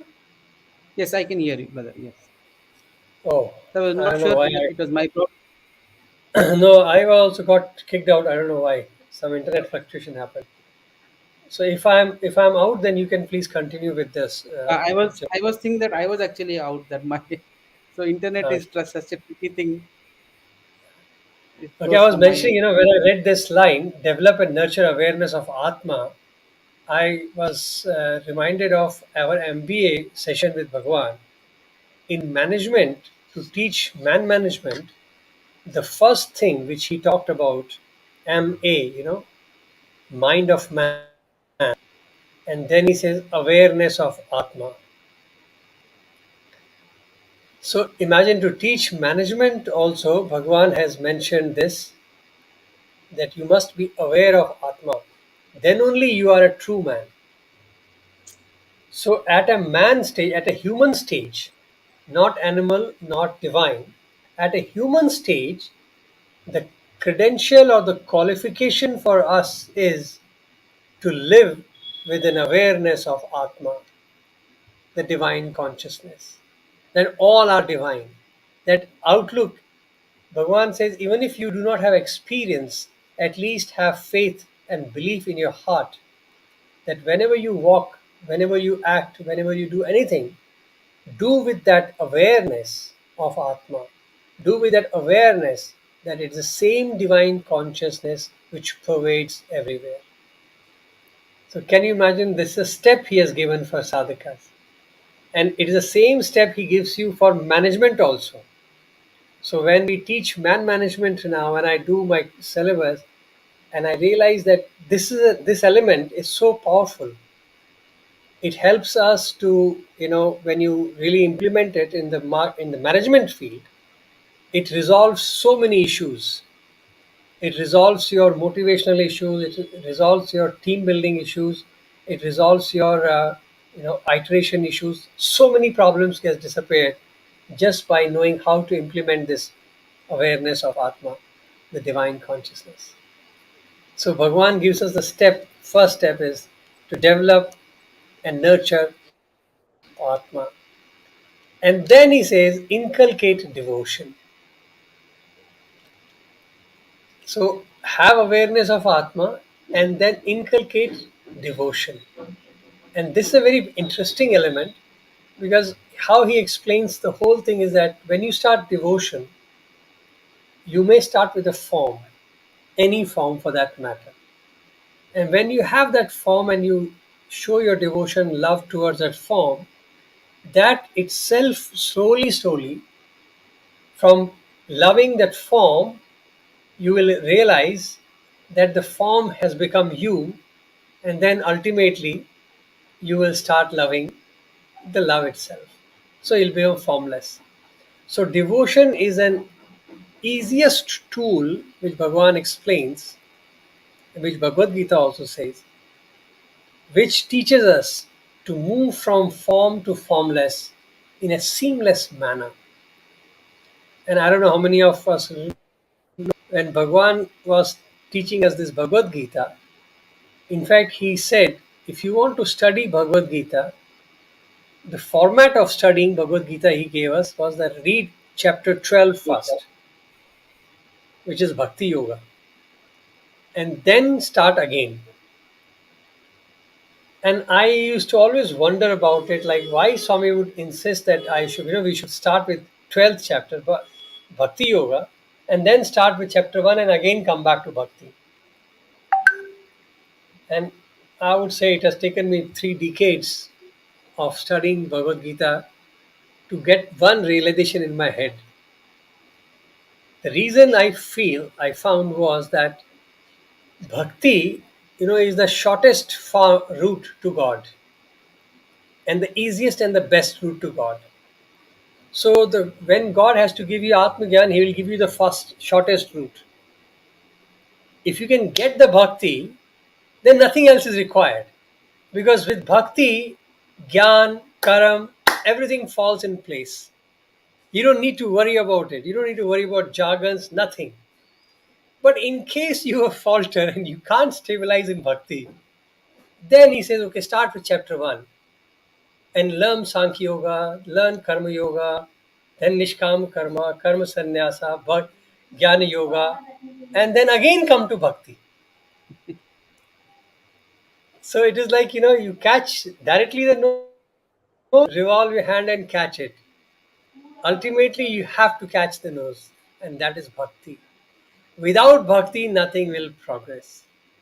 So when I see the steps of Bhagwan, I'm kind of reminded of this beautiful, journey, that how he says, have the awareness of Atma in all your actions, in all your, karma, and inculcate devotion, bhakti, because that itself will take you from one to another level. Raju. Yes, brother. If I would, uh, uh, I would be uh, kind of recollecting this quote from Swami's Jnanavayini, where he says, "Bhakti is so powerful," and Swami says, "Bhakti is so powerful that a bhakta can attain." Let me rewrite: a bhakta can attain the same result that a yogi attains after years of sadhana. It can bestow him far more benefits than a sadhaka who is immersed in intense tapas. And Swami goes on to explain how powerful is bhakti. And Swami is essentially saying the same thing here, that it is bhakti that kind of gives you the form, to hold on to. And once you realize that form is just a tool. In fact, all of our journey also started in the same manner. You look at Swami, you're so enamored, and he's such a great master that he used, as we think more and more, as we contemplate on the Lord more and more, you realize what a great master was at work. No, he used every instance, he used every object in his presence to teach us the ultimate lesson of Atma, even to such an extent that his own body became a tool in his own hand. Like he used his body to attract us, to hook us, the way he would smile, the way he would nod. I remember one of my most memorable and intense interaction with the Lord was not when He spoke to me for hour, not when He spoke to me in privately, not when He told me about the way in which speeches should be delivered or some doubts that He has cleared. No, it was not. It was in one morning. Swami was coming out for darshan, and as he was taking a turn, he looked at me and gave a smile. Even to this day, when that smile comes to my mind, my world freezes. It is nothing, just a smile. But the halo of that hair, the way he was standing, the way he turned his head, the way he smiled, it just hooks you eternally to that moment. And using that hook, and when you contemplate more and more, the you of you begins to dissolve. And what remains is only Swami. That's where that from form to formless. And Swami avatar, this avatar, as Swami says in Hislop to John Hislop, he says, this is the best of the times, even much better than the times of Krishna. On the page 130, 123, he tells him it is the best of the times, better than the times that of Krishna and Rama himself to be alive. And such an avatar walking amidst us, we should be so grateful that we are actually contemporaries of such a magical avatar. They're so compassionate that even without we realizing, he gave us such precious gems. Certainly. In fact, the way he summarizes the Bhagavad Gita itself is very beautiful. Swami says that people talk about Bhagavad Gita as the path of yoga, the path of karma, jnana, and all that. And he says simple. The first word of Bhagavad Gita and the last word of Bhagavad Gita. That is Dhritarashtra Vacha. Mama and Dharma. The first word of Bhagavad Gita is Mama, and the Yeah, last Dharma word of, Kshetre. yeah. Yeah, Oh, the sorry. first word Dharma Kshetre, Kshetre. Dharma Kshetre Kurukshetre Samaveta Yotsava. So that is the Yes, first word is Dharma, and the last word is Mama. yes. You know, Yatre Yatra Yogeshwara Krishna Yogeshwara Yatra Partho Dhanurdhara Tatra Shri Vijayo Bhume Yada Bhume Dhruvani Tirmatir Mama. Nitin Mavade Mama. So Mama is the last word. So he says Dharma, Mama Dharma is the essence of whole Bhagavad Gita. So my dharma, the Swadharma, Atma Dharma is Bhagavad Gita. And it teaches you what is Atma Dharma and how to conduct is Bhagavad Gita. So I don't think anybody can really punch it so beautifully like Bhagavan has done there, right? It's so beautiful explanation. Okay, so let us look at another aspect of which Ram Gita. We are highlighting only some of the key areas which we felt, and it is so important to understand how Bhagavan Ram has explained things. Another concept which Ram has brought in here, which I thought will be interesting, Raju, and let me read it in Hindi because there are certain things which English translation loses, so I have put it in Hindi also. अज्ञान सिर्फ ज्ञान को ही मिटा सकता है, कर्म से नहीं. Ignorance can be removed only through knowledge and not by action. Reading this at a very superficial level, people may think action to be, you know, uh, like as if Ram is not giving due importance to action, but he's certainly giving importance to the Gyan, the knowledge part of it.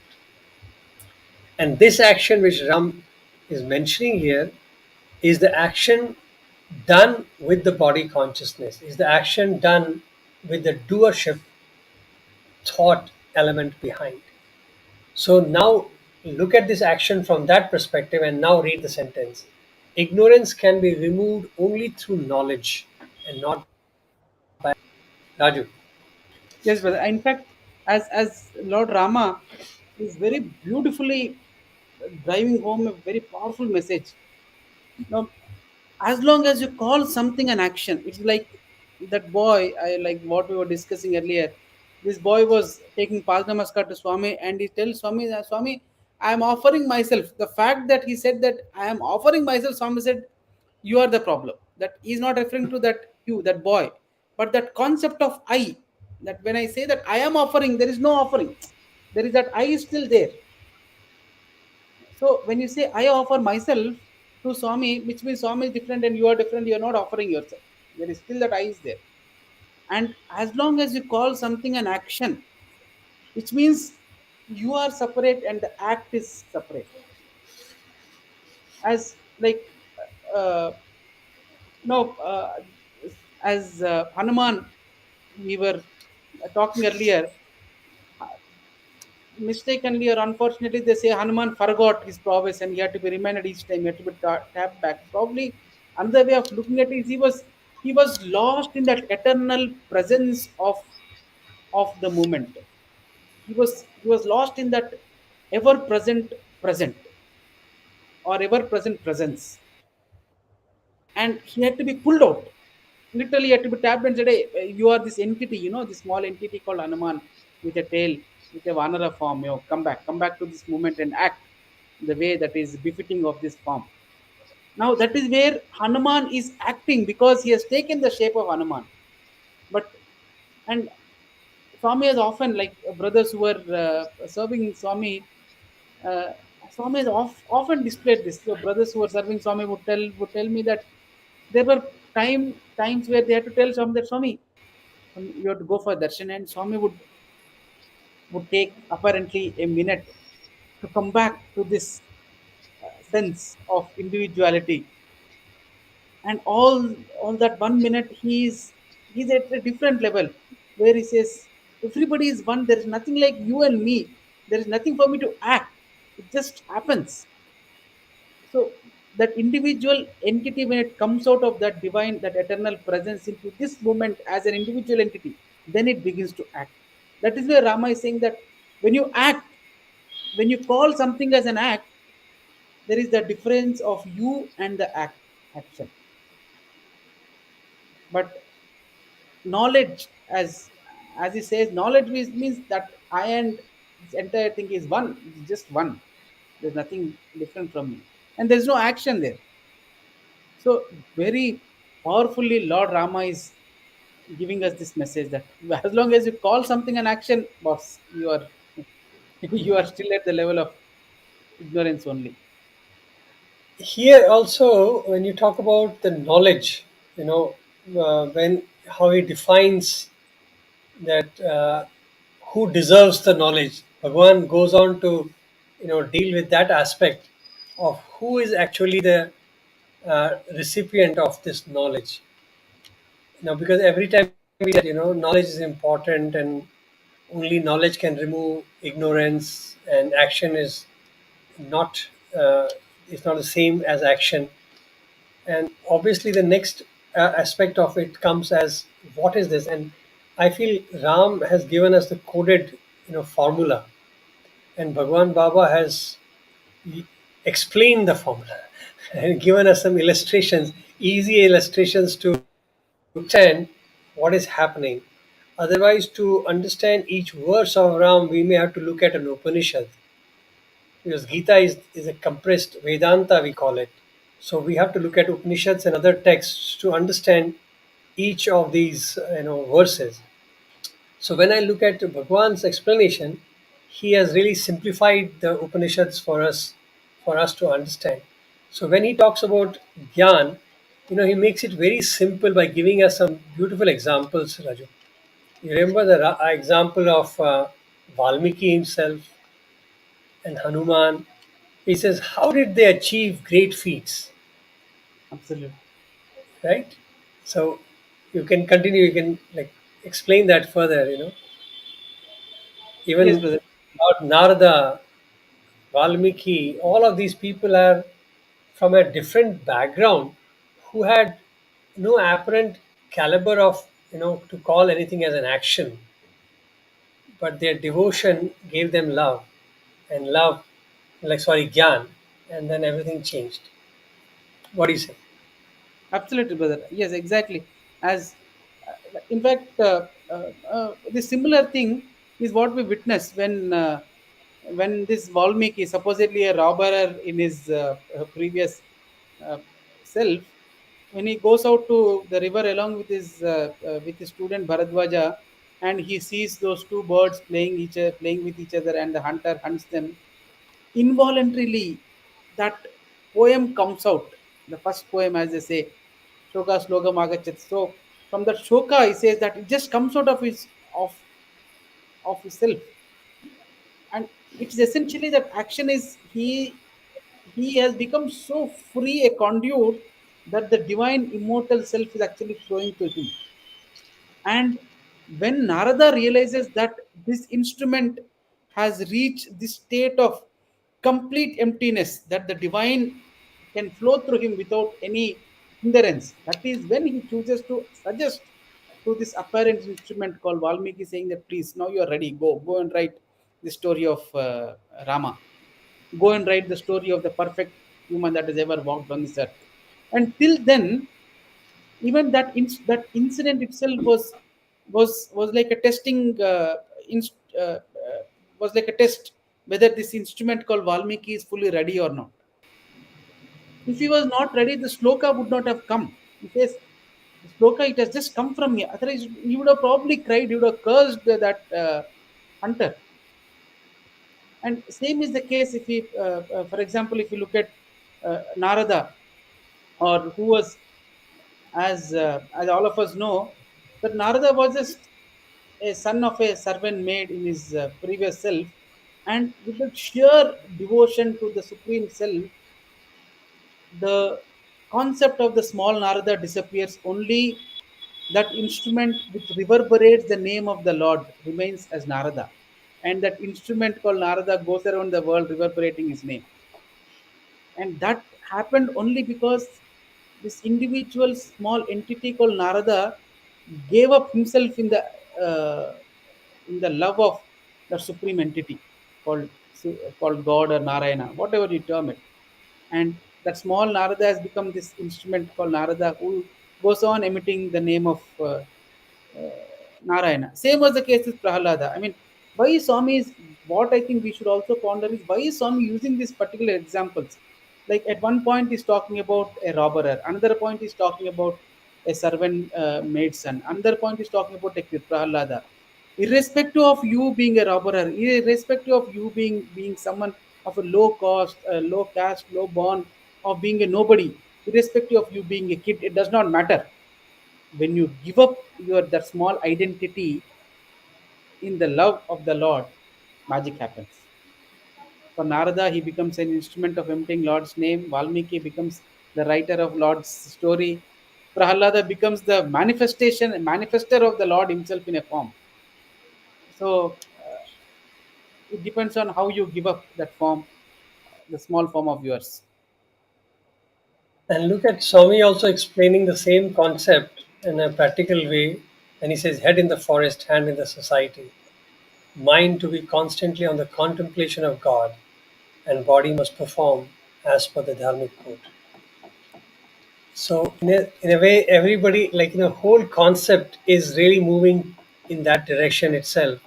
That wherein our whole aim, the goal is Atmagyan, and the body performing action is for purification. Raju, here I'd like to add in, Brother Saurabh has asked, might you be able to relate the discussion with the word purity that you showed few slides ago, and what is purity? So, Brother Saurabh, I'm sure you must have been hearing this word, purification, purification. So Raju, you want to take that on first? Yes, brother. As Swami often emphasized, it is the absence of duality is is a perfect definition of purity. Even we had gone round and round getting this definition, and Swami beautifully gave this to one more brother in an interview. Uh, Swami asked him, so the way Swami explains is so beautiful. Swami asked him, gold ring? He said, yes, Swami, it is gold. Swami said, pure hai? He said, yes, Swami, it is pure. Swami said, how do you know it is pure? Swami, there is no other alloy that is mixed with it. No, there's no other element metal that is mixed. That's why it is pure. Something, huh? Said, yes, Swami, it is pure. Then Swami looks at him, are you pure? That kind of stuns him. You are also you are also God, but so many other things got mixed with you. So that's why you are not saying that you are pure, but actually you are very pure. And look at the powerful way in Swami explains that word. What And is the definition he gave? Repeat again the definition. the absence of duality, the absence of Absence of duality is purity. Beautiful, beautiful. I don't think anybody else can explain this as any better way. Brother Saurabh, the purity that we are normally talking about was the process of yes, purity, not the purity per se. I think the definition which Bhagavan has given is the ultimate purity. Absence of duality is purity. How to reach purity is Chitta Shuddhi, is the process of elimination, the process of various activities which we do of purifying our vasanas. So it becomes that, so whatever we are defining as purity was actually the process of purity, not the purity per se. So so thanks to Bhagavan, we've got a lovely definition of purity now. And so what we were talking before, Brother Saurabh, I'm sure you it's very fantastic that we are talking about the process of cleaning that sheath of consciousness, which we, on one hand, we also read chitta as the um, overt mind. It's a high mind, super mind they call it in many languages. Or from other hand, it is the atmic layer. The first layer on atma is chitta, on which the imprints of the deeds are imprinted, and those are called vasanas. And the cleaning of the vasana is the process of purity. So when you are cleaning the vasanas, what is happening is actually realizing the oneness of that atma with that chitta, and that is what Bhagavan has beautifully defined as absence of duality is purity. Fantastic. So, Saurabh brother, I'm sure that you must have really enjoyed this definition of Bhagavan. Okay, cool. So let's move forward. Anything else? Please feel free. You are welcome to join in. Another beautiful concept, and this we'll let us take this one and कर्म. I want to read it. It is very fantastic. कर्म देहाभिमान से होता है और ज्ञान अहंकार के नाश होने पर सिद्ध होता है. The action is caused, initiated by body consciousness, and knowledge or wisdom is justified and acknowledged only on dissolution of ego. So when Ram says only through knowledge can you remove ignorance and not through action, this is where he explains that what is action. He is, I would say, here's a very beautiful definition of action given by Lord Ram. He says action is a effect, cause and effect of body consciousness. So when we say I have done some action, it is because that I has related to the body. Very simple. And when we say Gyan, the knowledge, wisdom, it is only acknowledged that you are knowledgeable, you are wise when you don't have ego. That is body consciousness. So the proof of knowledge is when you don't know that you are knowledgeable, and the proof of action is when you're not attached to the body. So it is a phenomenal combination that I'm reading on this sentence. So that is why Ram says that anytime you say action, because it originates with body consciousness, which is ignorance, so how can act of ignorance lead you to knowledge. And that is why he says action cannot deliver knowledge. Is a fantastic. Yes, Raju, your input. Exactly, brother. Like as we have discussed till now, that action.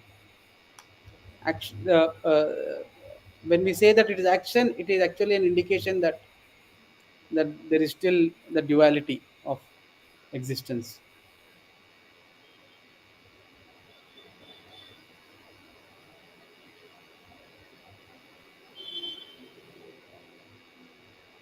Raju, Srinivas is asking another question here. I don't want to, you want to look at that.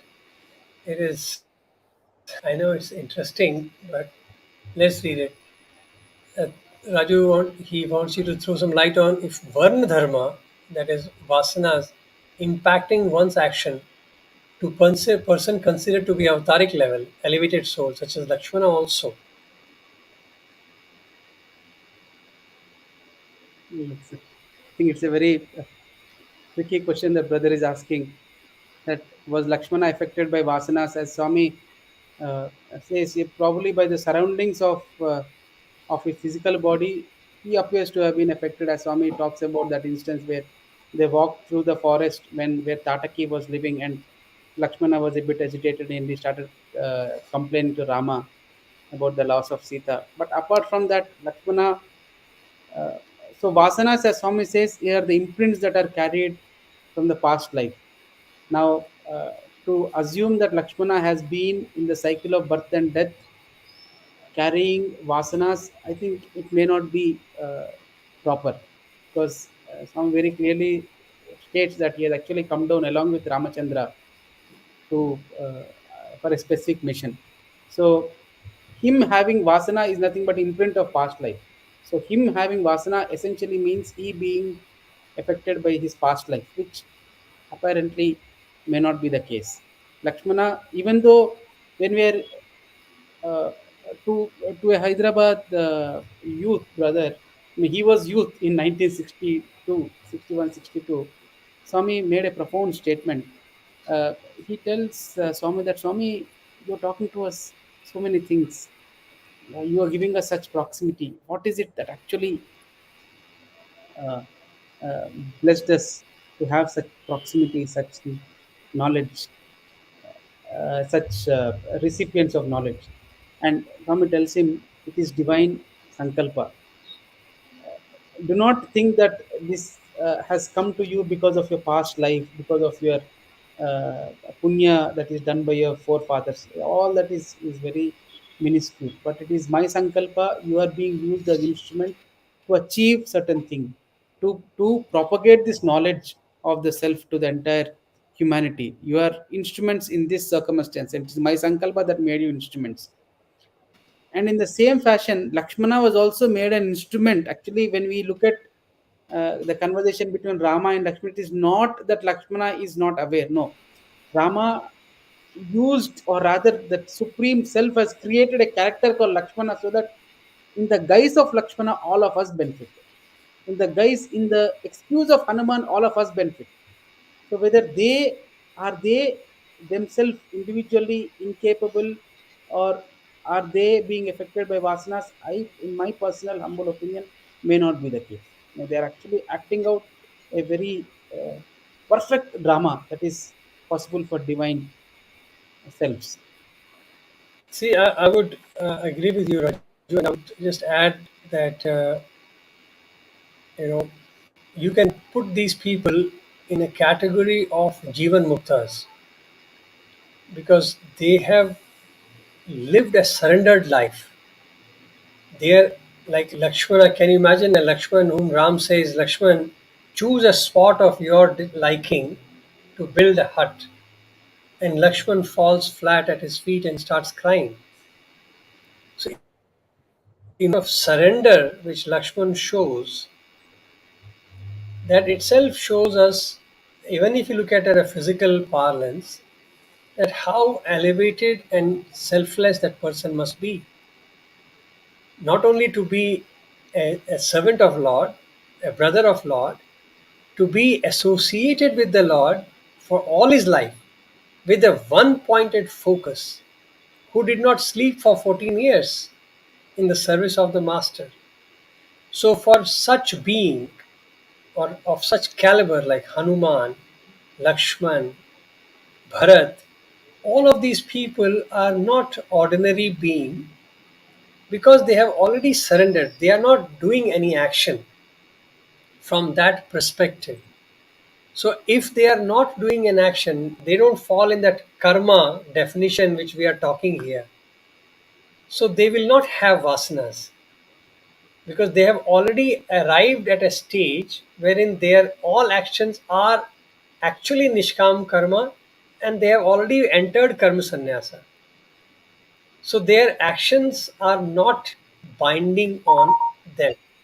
So this is the way how the Jivan Mukta's concept is explained. So I would agree with Raju, and I hope Brother Srinivas, you got your answer from that.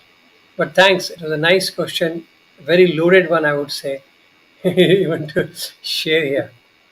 So okay, so yes, Raju, anything else you would like to add on this slide? It's a very beautiful, and I find this definition of you know what is how to live your life. Because if I Yes, brother. remember, Bhagwan also says in a similar way, and I think as we are discussing before, that he has done everything in his possible capacity for us to not have doership as we conduct. I Yes, remember and him teasing a boy who just made a statement that Swami, I'm planning. And he teased him for 15-20 minutes. Oh, you can plan? Do you have the power to plan? So it was not that as if he was discouraging people to make decisions, but he was reminding us that ultimate control is different. So always be aware of that Atma Tattva and live your life. Yes, Raj, you are saying something. yes, brother. So we had the slide on ignorance, right? And this is how I would say the Lord works. The iPhone has this beautiful habit of throwing up your memories. It says, "Oh, this particular photo was clicked on this day, or this particular image was taken on this day, your memories," and it just throws up uh, spontaneously. As we were discussing the slide of ignorance, my phone is next to me, and I'm just struck at this. We cannot call it a coincidence. It just throws up this image that I had actually taken a screenshot of in from Dhyana Vahini. Uh, Let me read this out, brother. We were talking about ignorance, and this is Swami's quote on ignorance. The saying goes this thus: Yes. "Ignorance does not exist alone. It has an offspring called ahamkara, ego. That demon has two children, attachment or attraction, which is raga, and impulse called vasana. That is to say, passion and craving. Passion and craving are closely interrelated. As the passion, so the desire. They are sisters. Through attachment, one gets the feeling of my and mine. These feelings provoke desire, and desires breed worry. Therefore, to remove ahankara, attachment and attachment and impulse have to be annihilated. That means ignorance has to go. For that, by that means alone, ego can be killed. How to destroy ignorance and develop wisdom? That is the question. The answer is through meditation. The conquest of ignorance, ego, attachment, and impulse brings about liberation for the jiva. That is Jivan Mukti. This is an absolute coincidence. I mean, nothing short of a miracle. Just Swami throws up this image and the definition of ignorance and the consequences of having ignorance. And that is what Rama is saying when he is referring to ignorance. Oh God. Can you imagine, like, how much we can go into these things? And let me quickly share with you a few more slides on how Ram explains it further about the same concept. And it is interesting to read. Ram says the fallacy, knowledge and karam. are of equal importance. Only a feeling of ownership or desire of results bestow knowledge. So, knowledge and karma, if you say, as we have discussed already, it is not same in that balance. Raju, you want to say something before I move forward? That's it. Yes, brother. No, I think we discussed this enough. Yes, exactly. Yeah. Okay, here is another beautiful statement. I would like to read that in Hindi because I translation is there, but the beauty of Hindi is different. विशुद्ध विज्ञान के प्रकाश से उद्भासित जो चरम आत्मवृत्ति होती उसका नाम विद्या आत्मज्ञान है. So here is a definition of vidya. The final condition of the manas, the mind, which follows the realization of the truth of the Vedant, leading to pure knowledge, is called Vidya by the wise. So when you say you have wisdom, you have reached knowledge, that is a state of mind when it reaches the highest realization of truth. Like I've been reading this for last couple of days, and I tell you, I'm still putting my mind around. It is such a profound statement.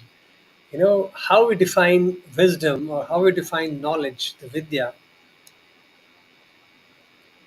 and this is the highest caliber you have to reach there.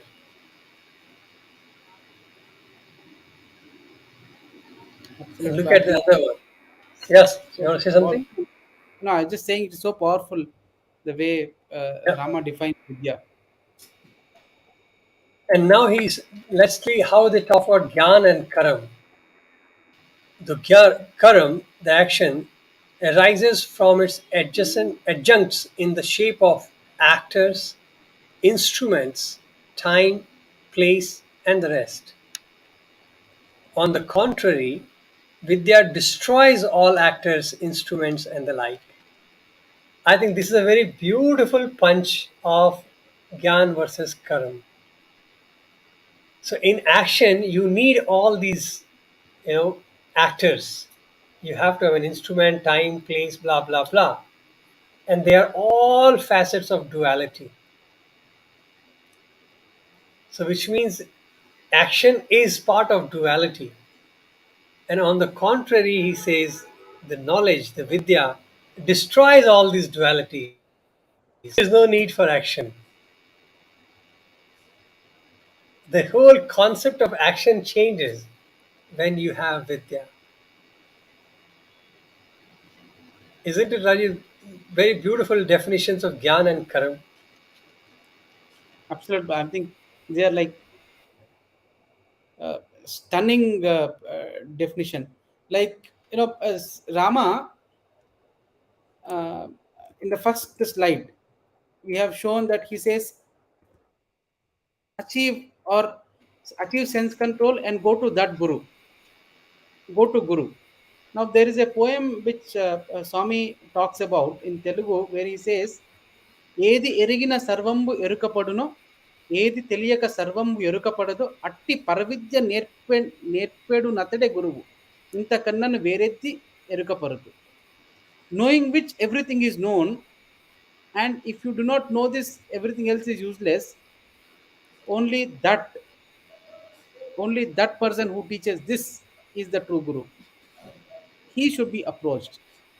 Now, from here, this slide to that slide, Rama is referring that only that guru is capable of teaching Vidya. And what is that Vidya? Is this Vidya? The Vidya that destroys duality. It's fantastic. I love it. Okay. And look at how Bhagwan simplifies it for us, and he gives you ultimately the tool of contemplation. How do you move forward?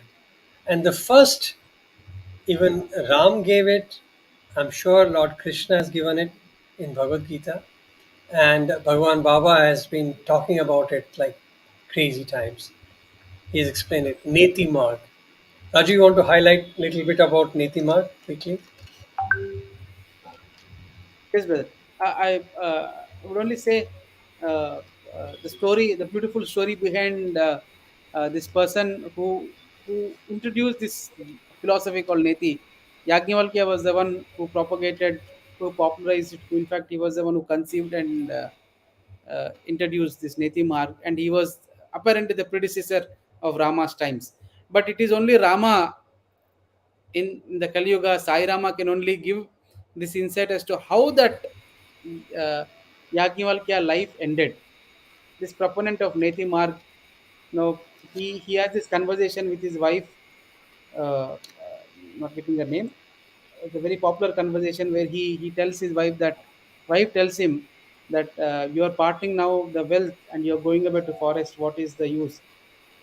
And he tells her that wealth is not sufficient to gain, or wealth is of no use to gain the knowledge of the self. That's why I treat it useless, so I am giving it to you. And she tells him, what is the use of this wealth that is not good for me to uh, gain Atma Vidya? So that famous conversation happens between the Brodarnik Upanishad starts from there. So this Yajnavalkya goes to forest. That's all we know. Now, Swami explains as to how this Yajnavalkya's life came to an end. This Yajnavalkya has gone to forest. All that is all we know. And on the other side is Rama, who comes much later. Much later means probably some years later. Rama takes the form of the human, and he is in the forest, lost because his dear wife Sita. Apparently, from a physical point of view, he's in distress. That wife has disappeared, and is searching for her frantically here, there, everywhere. And Lakshmana is trying to console him. And Swami says every act of Rama was filled with significance. In fact, those 14 years he went to forest not because Dasratha wanted it.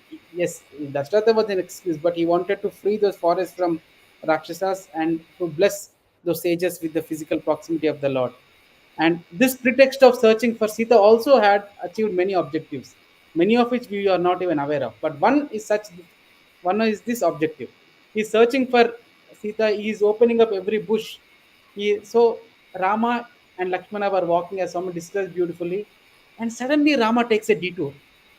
Lakshmana is assuming that Rama is so lost in the grief and anxiety that he is not able to make sense as to how he should walk. So Lakshmana is trying to guide him, and Rama goes and opens up a bush. And behind that bush was this emancipated, who just the bones are visible person who was lost in meditation. That is Yajnavalkya. Oh, And Rama is standing with his bow, and it is for this moment that Yajnavalkya has waited all his life. Yajnavalkya opens his eyes, Rama looks at him, and he is lost in that ecstatic bliss because Rama has blessed him with that one look. He blessed him with that ultimate Brahmananda. And Yajnavalkya is taking the namaskar of the Lord. And Rama, Swami beautifully says, the tip of the bow. So the bow takes this turn, right? You turn at the tip. That tip, Rama, he holds it, he touches it to Yajnavalkya's brew point, the point between his eyebrows. And with that touch, Yajnavalkya is blessed with that ultimate realize. That is when the ultimate end of Neti philosophy is realized, where he says, Aham Brahmasmi. He is the one who first coined that word, Aham Brahmasmi. He says, I am Brahma. There is no difference between me and you. And Yajnavalkya drops his body. So that's how this the Neti philosopher's life has come to an end. And Rama now he's talking about this Neti philosophy. Like he knows how this Neti philosophy is going to end. And probably when he's telling Lakshmana, he would be recollecting that Yajnavalkya who was craved all his life to have that moment with Rama. every avatar, I think Swami has also explained Niti so many ways. Say, keep talking, keep asking. Is that true? Is that not? Is it God? Is it not? Are you Atman? So, like from he starts with the body, the shirt. Is it? Are you the shirt? Are you the mind? Are you the, So he goes through the Neti everywhere and reaches there. Seemingly very easy path. With the Yagnivalka story, you have given us a kind of a good goal, which you can achieve from there. And Bhagwan also gives you this beautiful statement. I remember once. I was talking to Swami. We are actually asking Bhagavan, Swami, how do we control thoughts, bad thoughts, and emotions, negative impulses? And Bhagavan immediately responded that ask yourself, are you an animal or are you a human? So, and it's very funny that we asked Swami, is it that simple? To control all this? He said, yes, just ask and it'll disappear. Because the more you caught contemplating on it, that you are not animal, so you can't behave like an animal. You are a human. What does it mean to be a human? So all those things will start triggering and things will change. So a simple tool for our improvement is ask this question: am I animal or am I human? Isn't it beautiful? And then the third one, which he gives you a contemplation, is Tat Tvam Asi. Raju, quickly on that too. Yes, brother. As we had discussed, these are just the goalposts for a sadhaka. He starts. The guru is showing him that tattva, that you are that, and from there this journey ends at and that now the student is telling guru, aham brahmasmi, I am Brahma. So it is the first step in this journey of realization is tattvamasi. Now Rama is telling, the guru is telling the student Lakshmana here that you are that tattvamasi. And at a later point it is the student who tells, like Yagnivalkya, aham brahmasmi, I am that. And I think we should, each one of us should contemplate. And Swami is such a wonderful master. He tells us, my classmate had asked Swami that, Swami, it becomes so difficult to keep repeating this tatvamasi, tatvamasi. Swami said the tatvamasi itself says that there is something called you and there is something called Brahma, that both are different. That is also not right. Then this boy was a bit confused, and then someone told him, "Arey, every minute there is a mantra, that is every second there is a mantra that is going on in your body." Says Swami, said, "Swami, what is it?" Like he was so inquisitive. Swami said, so hum, which essentially is that I am that. So hum, I am just that. And Swami beautifully smiles and says, "That is what is this." So I think we should take these for contemplation. That's why I said it's a very fantastic tools for contemplation. So for every sadhaka, these are the things which will help to promote, and they are given by the avatars themselves. Finally, let me show one more, Raju. Here's a senior brother saying, for easy understanding, can we say anything that has a specific name or form cannot be the supreme reality, which is formless? So he's saying because it's transient, can we say that? Yeah, yes, brother. I'm as you had already answered. Like, yeah, if we say that there is this question that was asked to Swami, or rather, to a Vedic Pandit, was he was asked whether Swami is God or not, and the beautiful reply that Vedic Pandit gave was, God came in the form of pig, God came in the form of a dog, God came in the form of a tortoise. Now, I cannot say that God cannot come in the form of human. And Swami shut him up saying, "Hey, that is God, this is God, everything is God, everything is God. As long as you differentiate that this is not God, this is God, yes, there is a problem." So we say essentially, I think Srinivasan brother is kind of giving us is kind of driving us to pointers to identify which is still at the level of duality. Yes, one of the easiest ways of identifying duality is, yeah, if it is bound by name, if it is bound by, Swami gives six actually. Kaya, Kala, Karma, Karana. I will recollect the other two. I'm sorry. Kaya, that is form, Karana, cause, Kala, time, Karma, action, and there are two more. These six are kind of the bindings for attaining mukti. Is basically dropping the duality. I'm sure after listening to all of this, which Bhagavan has reminded us about duality and non duality, many of the questions will disappear. And now the time for practice continues. So the tools of contemplation is also given by Bhagavan. So we have the three Neti marg, we have just a simple thing like I'm not animal, and Tattvamasi, that also that this are same. So Yes, Tat Tvam Asi, that this are same. So Aham Brahmasmi. So all of this is a tool of contemplation, and to live in that contemplation is what Bhagavan mentioned in the beginning, awareness of Atma. We have to live with the divine consciousness. I think it's a fantastic satsang wherein we are able to at least, you know, put into a perspective these great teachings, and hopefully something would seep in and we can learn more from there. So Raju, we have time is up right now for today, and there is yes, so much more to share. And I would like to just tell the viewers that we are we are only attempting to highlight some major aspects of Gita, be it Rama Gita or Sathya Sai Gita, and so it is not a comprehensive on Gita. So, but if you have anything in particular that you would like to, us to discuss or join us in the discussion, you are welcome to mention and write to us, and we'll be happy to share that.